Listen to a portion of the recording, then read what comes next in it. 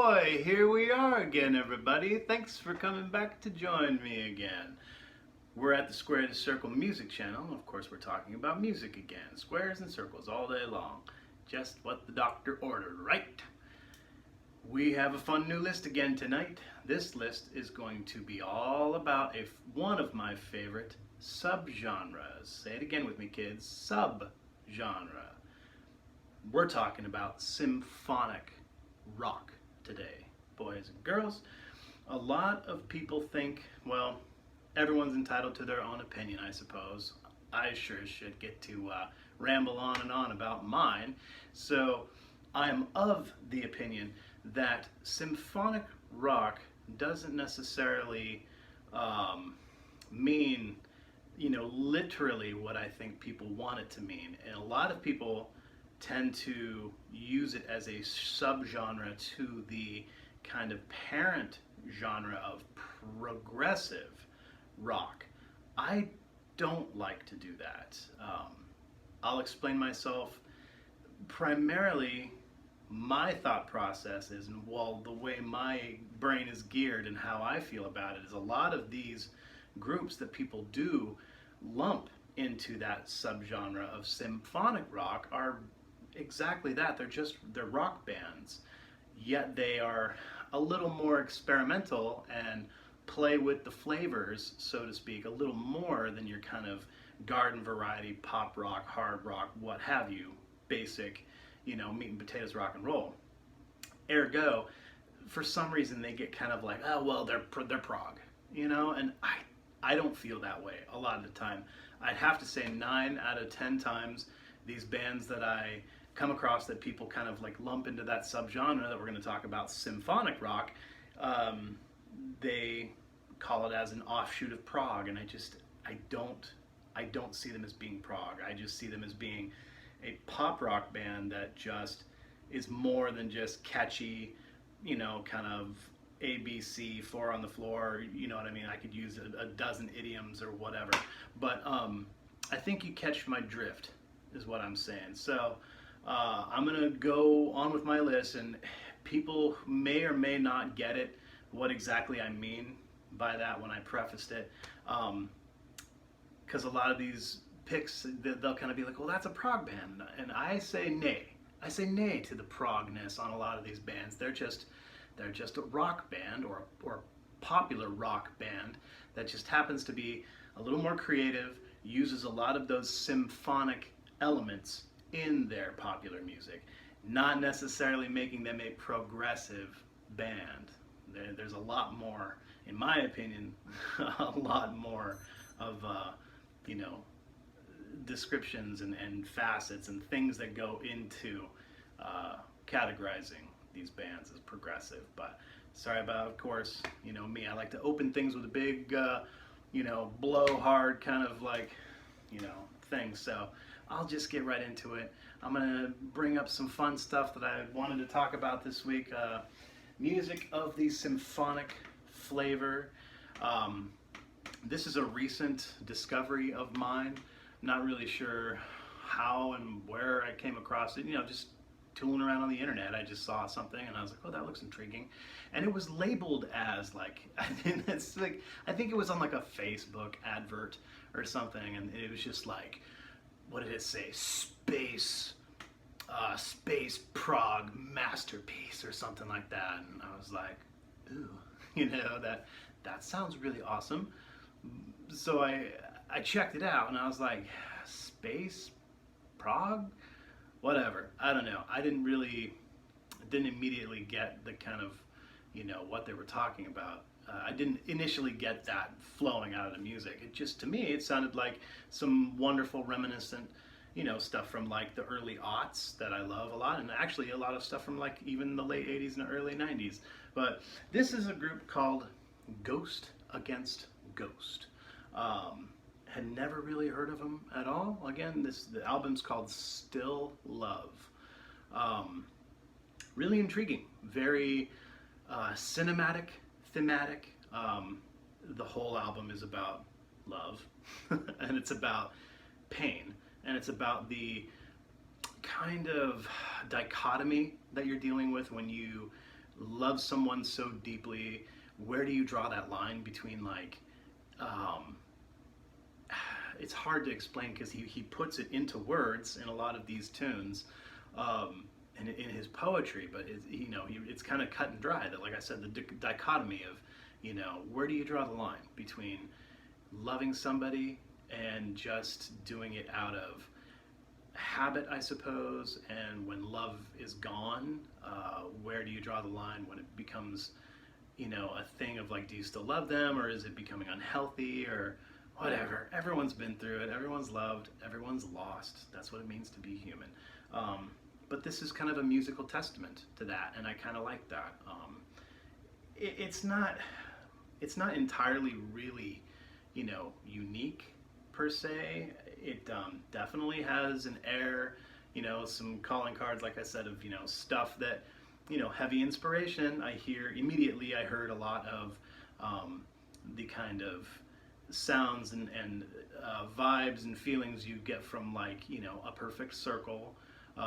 Vocals don't necessarily sound like Maynard James Keenan. I just mean like just kind of the overall atmospheric quality to it, the dark, moody atmosphere, that A Perfect Circle was achieving early on in their career, the first album, the Mer de Nam album. Get a lot of those vibes, and like I said, it's really cinematic and really thematic, so it's just very bombastic. The gentleman who writes this music, I think it's basically a one-man band, to be quite honest. I think his name is Christopher Bono, if I'm correct. Something Bono. He's got the Bono name. Yeah, I think it's Christopher Bono. He writes all the music, does all the instrumentations. I mean, he plays, guitars, bass, synth, all the effects, all the vocals. The only thing he doesn't do is play the drums. He has a guest drummer on here. And then I think there's some other vocalizations, a few different women, ironically with the same name. Not sure if they're related familially, or if maybe it's his wife, something like that. I don't know. Either way, they share the same name, so it's a family affair, and it's really great. It's really great. I get a lot of vibes, like I said, from kind of early aughts of just really moody atmospheric stuff like what A Perfect Circle is doing. And I even hear like, it's very, very, especially the C and D, it's a double disc, and it's, the C and D, the second disc, really just like Tears for Fears. I get a lot of Tears for Fears vibes from it. So I think you kind of all understand where I'm coming from, drawing from that well, vocal styling is very reminiscent of Steven Wilson. So kind of like, a nasally, kind of very soft, subtle voice, but pleasing to the ear. Yeah, and just overall kind of like a very mezzo forte. The whole album is just kind of like a very solid mezzo forte. Never any real big, amazing highs or really subtle lows. It's just kind of like telling that tale of the kind of just mystery that is the human heart and the human emotions and all that. So once again, my musings don't always do things great justice. You ought to investigate for yourself. So yeah, check it out, Ghost Against Ghost. The album's called Still Love. And like the theme of the video that I'm doing tonight, symphonic rock, definitely holds all of those candles, because it's heavy synth, and so he's doing tons of just like, and there's actually acoustic instrumentations as well. There's a lot of introduction into a lot of cello. Yeah, just, you'll get what I mean. Like just the orchestrations themselves. It sounds like a symphonic, piece that's been arranged and it's being, played out very symphonically. So yeah, definitely belongs in this subgenre, in my opinion, more so than space prog drama or whatever. I don't hear it, but cool symphonic rock album. Okay, moving along. Oldie but a goodie. These guys, I've brought them out before because I credit them personally as being kind of the great-grandfathers, the co-creators amongst many, many, many other musicians from the era and the region, place in the world. But these guys kind of created a genre responsible for progressive rock progressing, but also using, you know, heavy orchestrations, thematic, and symphonic instruments, very heavy symphonic instruments, whereas a lot of other bands, they were more kind of playing with jazz stylings, and of course they were introducing mellotron, and they were introducing a lot of other things, but these guys were really like, they were using full-on symphony orchestrations. Their first album, they used the London Symphony Orchestra and played out this huge elaborate piece. Well, this was, I believe, their second album. It was the following year. Of course, I'm talking about the Moody Blues. I think this is their second album, if not their third. They put out like 5 albums, all in a span of like 3 years, all before like 1971. From, well, yeah, 1970, 71, between 67 and 71, they put out like 5 albums. I'm pretty sure this is their second album. It's called In Search of the Lost Chord. Dudes, dudettes, check it out. It's amazing. Even more of a flair of the experimental and the psychedelic in this album, which is awesome. But yeah, definitely falls into that vein of the subgenre symphonic rock, because they're still using tons and tons of orchestral music, tons of inspirations, and you know, they're using the strings, and they're using more of the new instruments that were coming into the style, you know, the mellotron, and just all kinds of great stuff. And this one definitely like a lot more psychedelic than their first and second album. You know, there's like an homage track to Timothy Leary on here. Man, The House of Four Doors, that song. Heady, awesome, beautiful piece of artistic imagery, and very heavy with symphonic stylings. And then they do that homage track to Timothy Leary, and then they finish out the A side with like the part 2 kind of outro to that, you know, very soft and sweet and subtle. Side 2 kind of rings more like almost kind of like a folk rock album to the second side, but still lots of just, you know, dripping with, you know, stuff that they learned, you know, that these guys, you know, from the UK, that's what happens, you know, when you're from an old world style of society and culture. Like, they make sure that you learn your music. And that's it. There's no, you know, just as much as reading, writing, and arithmetic, music is just as important in those cultures. And I really respect and appreciate those European societies that did that. Because here you are with just this 5-piece band of just every single dude on this album, like, they all write songs. Their drummer wrote, you know, one of the final tracks on the second side, and it's just, you know, dripping with the hippie stuff, and, you know, the ohm, and the, you know, I mean, of course, you know, that's what they're talking about, missing or searching for that lost chord, and, you know, the lost chord being ohm, you know, and it's just wicked cool. Get into it, get deep into it. It's very immersive.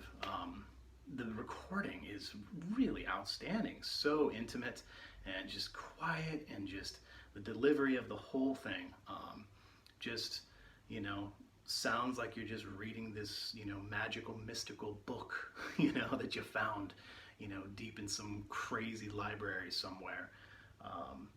Yeah, important album, and another one I feel would fall into that subgenre of symphonic rock, psychedelic rock. So yeah, everybody needs, you know, one of my favorite record store here in town, you know, they are talking to me because I go in there and I preach this stuff, and I talk to kids about it, because, you know, psychedelic rock has always been popular, but I think progressive rock now is starting to kind of make another kind of like, you know, resurgence, so to speak. People are really kind of starting to get it a little bit more, maybe just starting to understand, like, hey, this is some really intriguing, interesting shit, symphonic rock and prog rock and all this, like, maybe I should investigate it, it's pretty cool. And of course, I always get, whenever I get a chance, I'm like, dude, boom, you know, listen to this. So, point being, sorry, the guy who sells me records is just kind of like, dude, Moody Blues, making a huge comeback, it's happening again. And I think he's right. I think the young generation, like the young generation, like, You know, kids are starting to buy Moody Blues records again. It's pretty cool. So yeah, get yourself some Moody Blues. Okay, here's an obvious one, I suppose. I don't know, a lot of you may or may not think of it as an obvious choice because most people I don't think would ever really classify these dudes as symphonic rock. I don't think I really would either. But you know, when I'm picking through shit in my collection and I'm like, oh well, let's see here.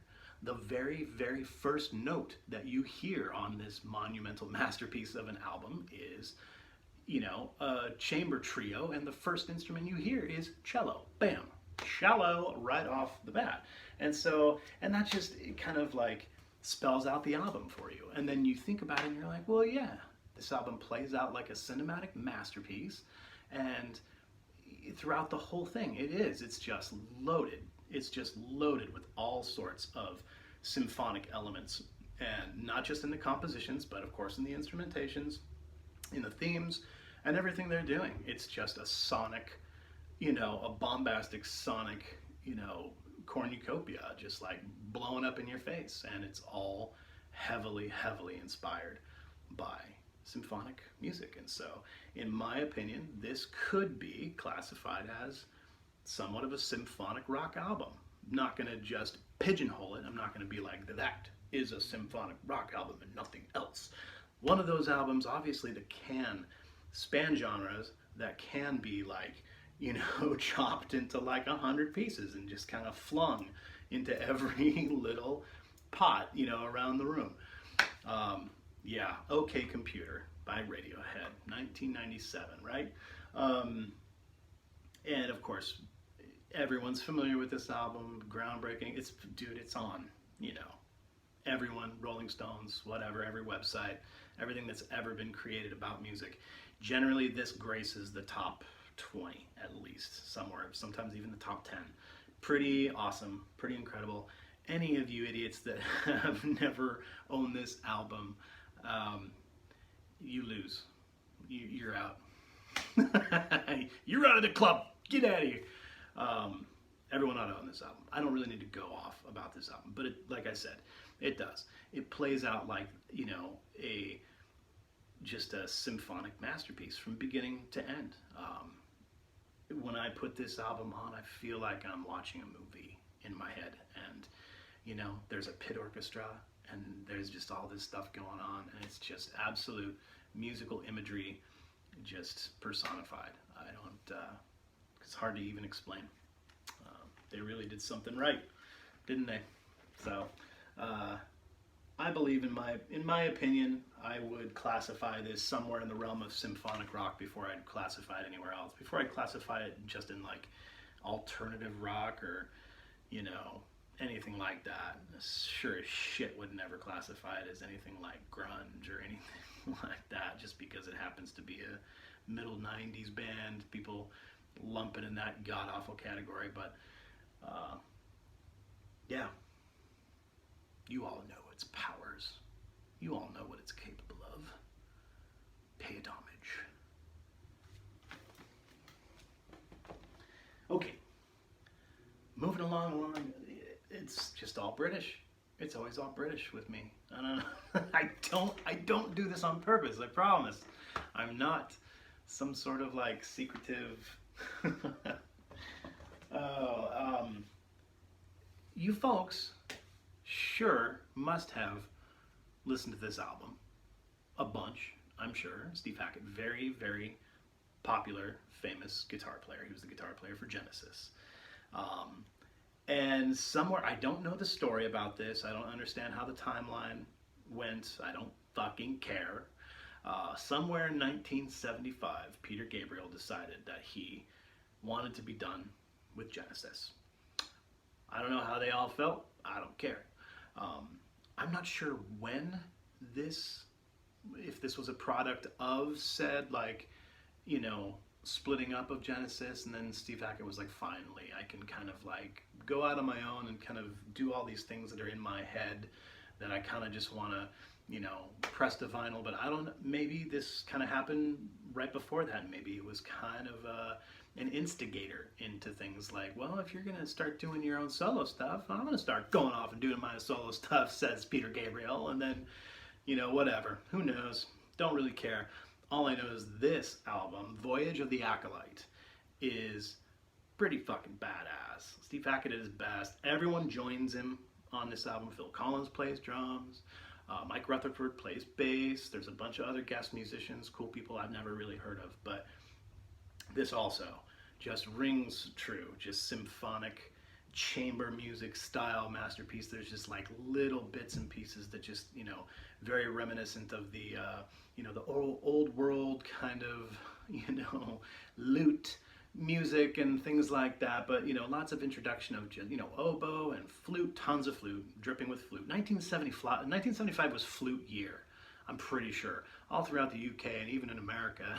Like, I think all the kids and all the people were just like, you buy a box of Tide dishwashing detergent or whatever, and it comes with a flute.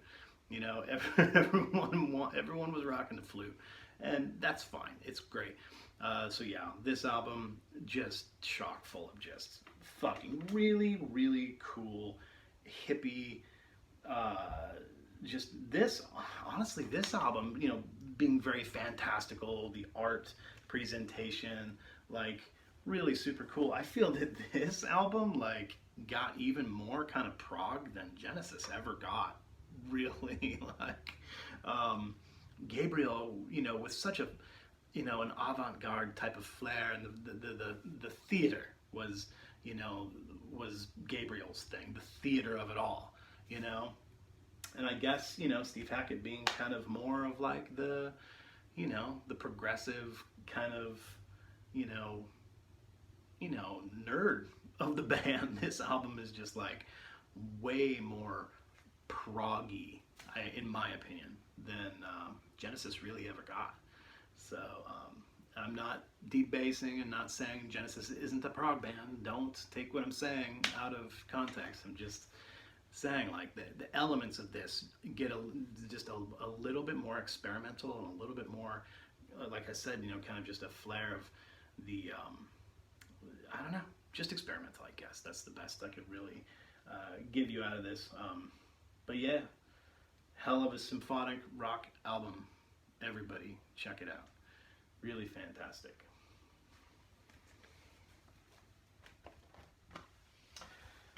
Okay, moving on down the line. I've talked about these guys before. They had a very short and sweet career. I discovered them, about a decade ago. Really super cool Swedish prog rock band. And their first album was like really, I think I mentioned before, like really kind of like a testament to just 70s rock, like their drummer had put, fabric duct tape to his drum heads, so there's like zero resonance, and the guitar sounds and the bass sounds and everything was just kind of muddied down. The singer just kind of had that, kind of Freddie Mercury kind of thing going on. It was interesting. Just kind of like I said, just really wanted to kind of like recreate that 70s sound, that early 70s sound. And immediately thereafter, they decided, or they just realized, like, hey, we're really good at what we do. We're really good at these instrumentations and taking these compositions and really like extrapolating and really taking these simple meat and potatoes, rock and roll grooves and really turning them into like something that's far more just creative, like I said. And they kind of morph. You could hear them morph into this prog band. And so this was their second album, and this was kind of like I said, like the metamorphosis of them turning into like what they truly were, being a prog band. The second album by a group I love dearly called Black Bonzo out of Sweden. This album is called Sound of the Apocalypse. Really, really cool album. Again, I'll mention, you can tell their love and affinity for the band Queen, lots of other, you know, Euro rock and Euro pop. It just like is dripping with that. But this one, they really unleashed a fury of lots of like longer orchestrations, symphonic type stuff, introducing wind instruments and string instruments. The B side of this album plays out just like almost like one long ass song, at least the last 3 tunes on this album. There's the B side starts with what's called Intermission, the Revelation song. It's a really simple kind of folky, you know, odd time signature kind of interesting song about just kind of, you know, revolution in a sense. And then basically the last 3 tracks, 6, 7, and 8, Ageless Door, Iscariot, and then the title track, Sound of the Apocalypse, is like one 15-minute long ordeal, basically outlining the apocalypse. It's really, really great. Everyone get on the YouTubes or whatever you're doing these days and just check this shit out. And just the last 3 songs, it's kind of a mind blower. Really effing cool. Very hugely produced, big orchestrations. Very symphonic in nature, and so this one got the stamp by me. That symphonic rock sound. Yeah, it's hard to really put to words. But yeah, everyone needs to check out Black Bonzo. You know, and going over things and like thinking about this list all day, well, kind of all week, I was like kind of jotting things down and going through my collection, and it's just like, what a wishy-washy, muddy subgenre. You know, like, can I do this? Can I, you know, pull off this video? I'm doing my best, everyone. I know you probably, everyone watching this is probably like, man, he's just like, his descriptions are shit, and he's not really talking about much. He's kind of just rambling. But that's just kind of how this all worked out. Like, I want to bring out these bands and these albums and just like show you these albums because I think they're amazing fucking albums. But it's like, you know, where do I stick them? Where do I place them? I don't call these albums prog rock. You know what I mean? But they almost fit into that category of being progressive. And it's like, they just aren't, they're not really checking all those boxes when it comes to, like, you know, the 10 things that make a prog rock prog. Like, that sounds really stupid and formulaic, but that's kind of where I was going from. And a few of these I had to put on and re-listen to because I'm not like incredibly familiar with them. There's something that I bought and I just like, I spin from time to time and it's like, oh, that's really cool, you know. But a lot of them I had to kind of rehash in my head, and I was like, oh, let's think about that. I pulled a few, you know. I had a couple in my pile on my list, and I was just like, that, I don't know what I was thinking. That's not a fucking symphonic rock album at all, you know, like ELO, like, nope. God, that's straight up, they're just a fucking pop. Everyone calls them prog, and everyone calls them symphonic prog, or whatever, dude. They're a fucking pop rock band. They just are. They're more of a disco band than anything. They're, you know, I think I had the album Time on my list. It's like, because there's a couple songs, and they just constantly are playing with the synth and, you know, words and all that stuff, you know, that just like, you hear the strings, but it's like, just because there's strings doesn't constitute, you know, that symphonic rock sound. In my opinion, it doesn't really have anything grandiose. They're just a pop band. What else was on my list? There was a few on my list that just kind of like, after thinking about it for a few days, I'm just like, nah, didn't make the cut. Get off the list. But I don't know. Like I said, I worked real hard with this one. It's just like, I wanted to do something that was a little off the beaten path. And like I said, something, these don't necessarily fit into the prog rock, all of them, you know, so... Next on the list, though, these guys definitely I consider to be progressive rock. But in my opinion, this was their launching point into that kind of status and into that area of the genre before this album I've talked about them before many, many times. I bring them up pretty much every fucking list. They were a jazz rock band, you know, starting in like 73, 74. You could tell they pulled a lot of, you know, inspiration and elements from, you know, the Doors and lots of other outfits of the screaming mid 60s and late 60s, psychedelic sounds and jazz and stuff. So, but then just continued to morph their ideas and their sounds, and this was just kind of like their middle brainchild of like, yeah, this is what we're capable of. You know, we're not just a screaming jazz rock band. Watch this, you know. And of course, then they spit out this masterpiece, which I'm pretty sure went pretty close to platinum. I'm sure in the following, you know, couple years or whatever. 1975's Snow Goose by Camel. Again, Camel. But the Snow Goose is an instrumental odyssey based on an English children's book, I think, of the same name, obviously. And there was a bunch of hoopla about it, you know, when they got the rights from the author, I suppose, but the author didn't really read what he was signing, or maybe he just didn't understand the correlation. I don't know. He didn't understand that he was giving the rights, not the rights of the story, but I mean, he was like allowing the band to use the name to, you know, bands can write whatever music they want, and they can just say, hey, it's inspired by whatever. You can do that to no end. But they wanted to use the name, the Snow Goose. And I think maybe even this art was associated with the children's book. I'm not positive. I don't know. I'm kind of just fucking shooting here. But I do know, I read the story, and then the author of the book got a little upset because he realized it was associated with a band called Camel, saw their Mirage album. The UK album art has a picture basically of a pack, what the art from a pack of cigarettes, a pack of Camel cigarettes.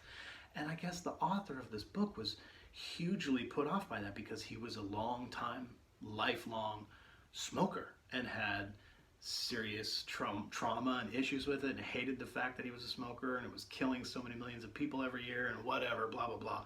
So I don't think he was going to sue the guys, but there was like a big legal hoopla about it. Like, no, you can't use my story now about your silly cigarette smoking band or whatever. I don't know. It's kind of a really funny, weird piece of rock and roll history, but this album is fantastic. Anyone that doesn't know about it or hasn't heard it or heard of it, get on it. Come on.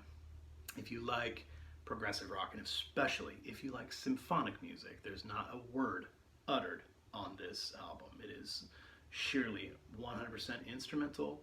You're hearing lots of interesting things, mostly winds, mostly woodwinds. You're hearing I believe soprano saxophone, oboe, tons of flute. Andrew Latimer, the screaming guitar player, songwriter, he plays a mean flute. 1975 was the year of the flute. You know it.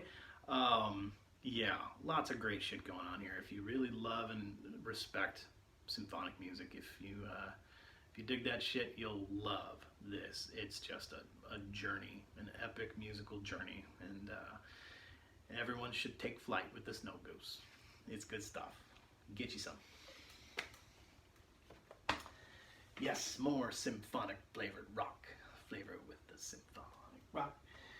Really amazing band. Talked about them before. I've brought up all their other albums. Well, not all of them. They have a few that are only available in like Norway. You can't find them in America. And if you want to get them shipped to you from Norway, you're going to pay $75 for the album and another $25 to $45 to have it shipped. And I love them, but their first two albums, I don't know if I want to spend $150 on them. So, but this album is their fourth album. This was released in 2017, I believe. It's called From Silence to Somewhere by the band Wobbler. Amazing, amazing Norwegian prog rock band. Their most recent album, 2020's Dwellers of the Deep, was my #1 album of last year, my favorite album of the year. This one was the predecessor to that, equally as impressive, grand in scope. Yeah, so I mean, just everybody check it out. You've heard me talk about these guys before and what they're capable of. Gorgeous artwork, of course. You'll hear everything on here. I mean, straight up, it is symphonic rock. I mean, they play it all. Their bass player plays like fucking bassoon and a few other things. There's vibraphone, there's strings, there's all the woodwinds up and down, the whole gamut. We're talking flute, oboe, saxophone. There's everything on here. Orchestrations. I mean, this is like a 4-track album, maybe even 3. Yeah, it's 4 tracks, but in true fashion, like they do like 1 track on the A side, and then sometimes they fit it on the B side, or like quickly on the A side. It's just usually just a 2-minute little kind of like interlude, just kind of like a quick little, you know, guitar piece, usually not any vocals or anything, but just like, you know, their albums are 70 minutes, and there's 3 tracks. They're fucking crazy, dude. The title track is over 20 minutes. The final track on this album, Foxlight, amazing song. It's, you know, 15 minutes. Yeah, these guys are killing it. All over the place. Like I said, if you love, you know, that flair, you love the symphonic orchestrations and all of it mixed up with some just really killer, you know, prog rock, these guys, they're all for you. So check it out. The great country of Norway. I'm pretty sure I'm gonna retire in Norway. That's telling the guys I work with today. So the days here in Oregon are starting to get close. They're starting to get into like the mid to upper 70s, and I'm working out in the sun, and I'm not cut out for it. My fat white ass, and they're you know, they're Hispanic, and they're just like whistling and loving it, and I'm just like pouring sweat, trying to schwitz off all this COVID-19 weight I put on, and just like, whew, I'm going to Norway, either Norway or Sweden. Yeah, I don't know if they'll have me. I would hope that they would have me, but yeah, such a wonderful place in the world, such fantastic music, such a wonderful culture, and they all speak English. Thank God. All really wonderful English speakers over there. All right, moving along. Another British band. They understand. They understand what it means, all the symphonic pieces and all the stuff that, you know, when we talk about symphonic music, it's like kind of like that was the, you know, I don't know, that wasn't the beginning place of it all, but the British in that area of the world, they really refined it, you know, and they really took all that stuff that was coming out of, you know, the Roman Empire and just all that, and just kind of heard all those sounds and just kind of like, let's bastardize it with our fucked up kind of Celtic way of thinking and all these funny ways of playing these chords and all these really clever rhythms that, you know, the Celtic and Scandinavian world are capable of, and just kind of like, man, they really put a blast on symphonic music. Anyway, these guys make it thrash. These guys take it and they really put the rock in symphonic rock. I'm talking about the band Muse. Yeah, if you ain't familiar with these dudes from England, holy shit, get with it. Get with the times. They put out a lot of albums. This is one of their earlier albums. I believe this was their second album. I think it was in 2000 or 2001 maybe. Yeah, 2001. This one's called The Origin of Symmetry. Yeah, I think their second album. Their first one was like in '98. It was called Showbiz. Everyone kind of went, what? Weird, what? You know, this dude's like got this awesome, like operatic, crazy operatic style, like truly operatic. We're not just talking kind of like real grandiose, like, you know, Freddie Mercury kind of stuff. I'm talking like straight up, dude's got vibrato, singing like in falsetto, high ass soprano, like killing it. Amazing. God, I can't remember his name. What the fuck is his name? He's so great. Just this little English guy with spiky hair and just like slamming on his piano, just like banging while they're a three-piece, man. They're a three-piece. Their drummer's fucking sick. Like, probably the closest I've ever gotten to like a bromance with someone famous, dude. Their bass player. I fell in love with their bass player in like 2003. I went and saw them for like the second time in Portland, some tiny club in Portland. They used to be they were just tiny. No one had ever heard of them. They played like this max capacity, place in Portland, a club of like max capacity, like 200.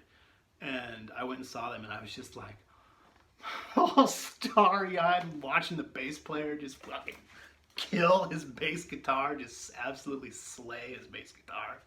I was just like, oh my god, I'm in love.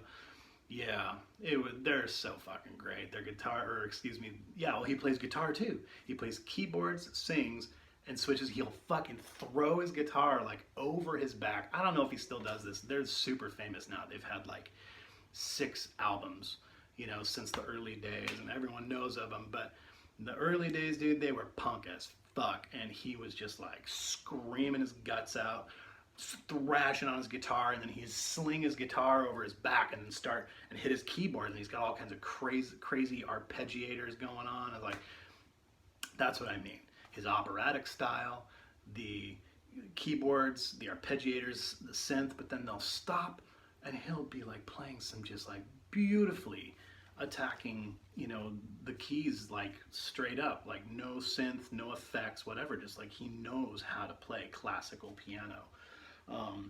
Yeah, a very good example of that would be the B-side on here. If you're just listening on CD, it'd be track 3. So track 3 is called Space Dementia. Yeah, check that song out. All of these songs. This album is a masterpiece.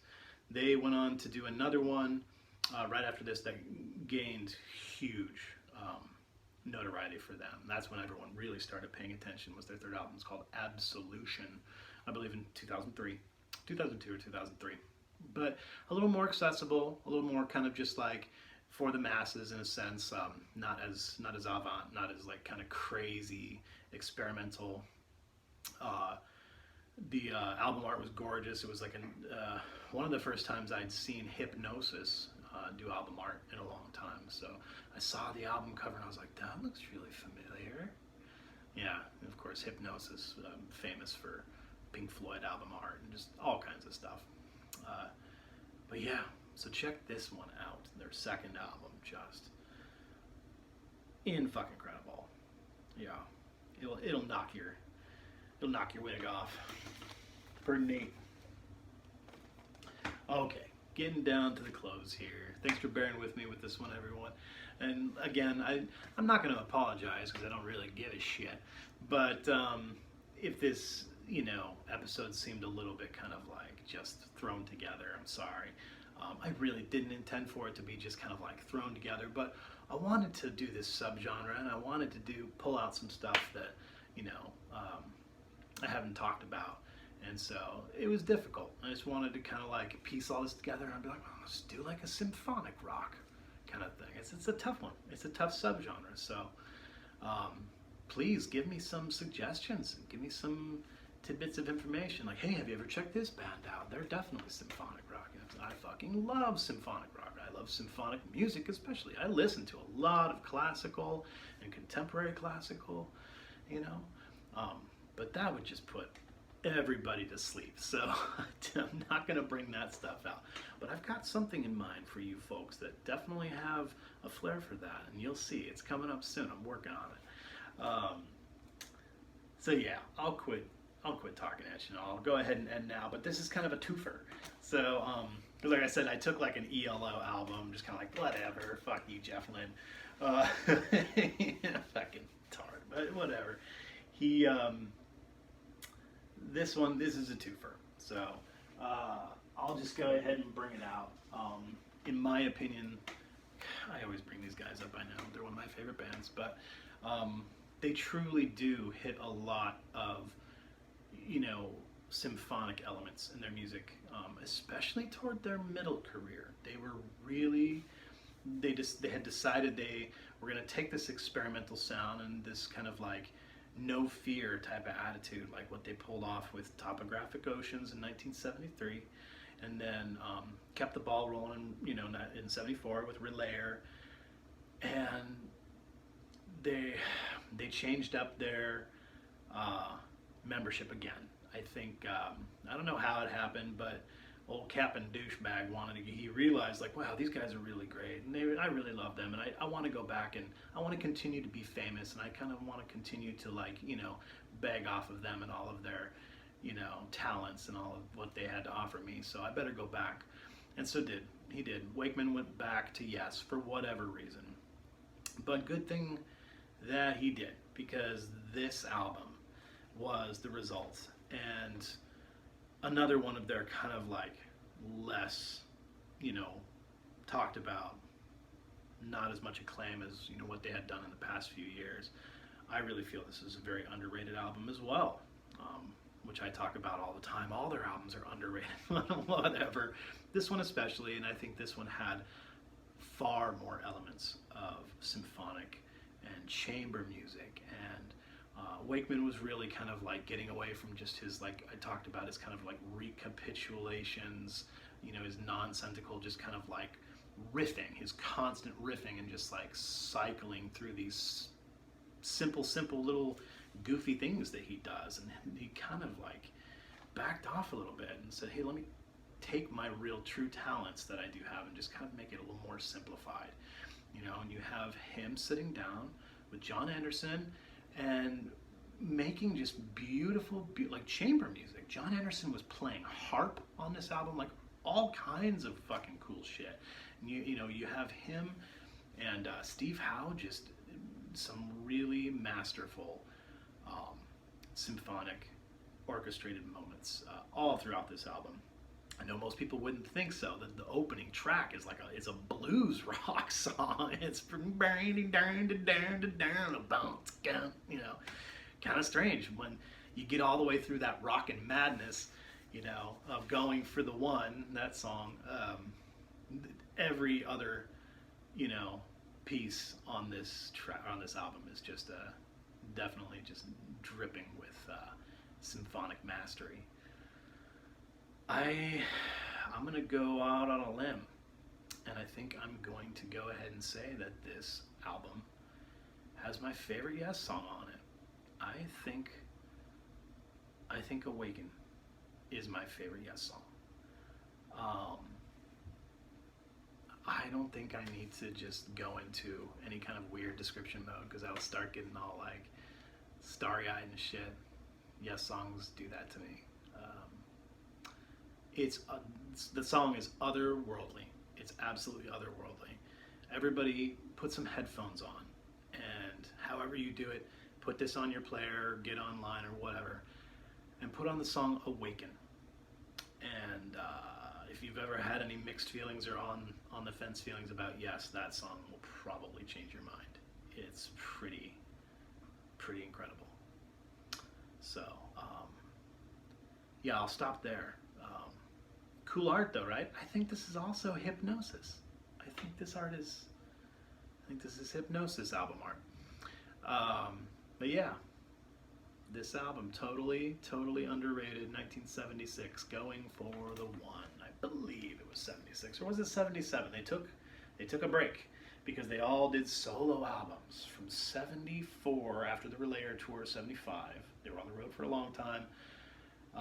Patrick Moraz was like, dude, I want to leave the band. I think he got hired by the Moody Blues. I think he went to go play keys for the Moody Blues. And they're like, man, we really want to kind of do our own thing. Everyone got their solo album time. Chris Squire did the Fish Out of Water album, and Alan White did a horrible album. And John Anderson did a couple. I think he did an album with Vangelis, and he did his Elias of Sunhillow album. Anyway, yeah, and Steve Howe and his goofy guitar shit, like whatever. So these guys got to do their thing, and so they took a couple years off. And after a few years off, Wakeman was like, okay, I'll get back with you guys, and blah, blah, blah. And I'm glad that this album happened. This album was fantastic. So I'm pretty sure this was 77. Yeah, 77.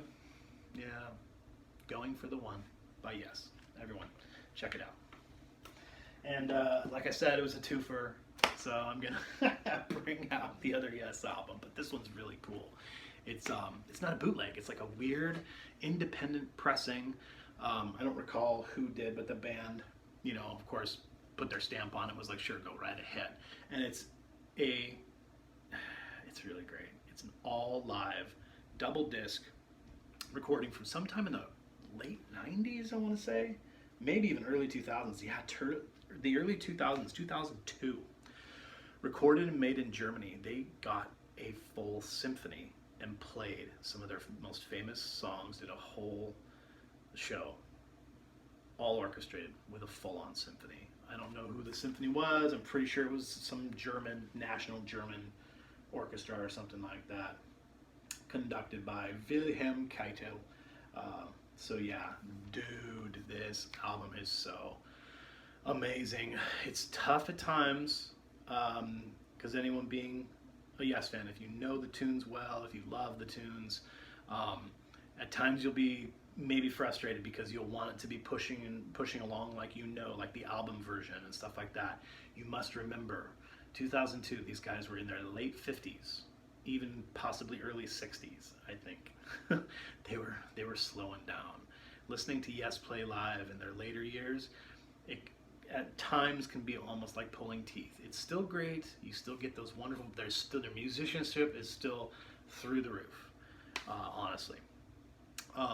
But then again, you also have the tearing moments where they're kind of battling the orchestrations in the symphony, because the symphony, they're not a rock band. Most of the instruments in the symphony are not of a percussive nature, so it's difficult for them to really stay on top, on the front end of the beat, and really be pushing forward, where you just have like Chris Squire in the background just like, come on, like just pounding on his strings like it's a fucking drum, like, come on, get on top of the beat, you know. And Alan White was getting a little older, and so he just, you know, his tempos were just really laying back.